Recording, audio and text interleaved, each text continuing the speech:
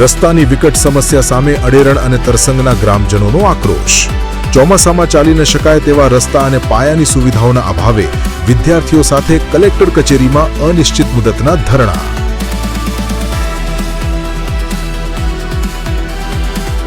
ડીસામાં વૃદ્ધ મહિલાઓને રિક્ષામાં ટાર્ગેટ કરતી શાતીર ચોર ગેંગનો પર્દાફાશ।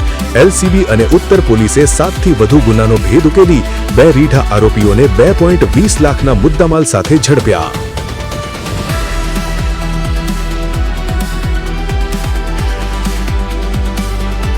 વાવ-થરાદ પંથકના સુકાતા પાક માટે નર્મદાનું પાણી બન્યું સંજીવની।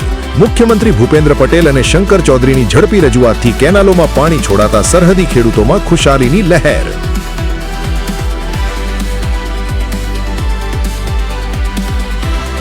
બનાસકાંઠામાં નશાના કાળા કારોબાર પર પોલીસની સર્જિકલ સ્ટ્રાઇક।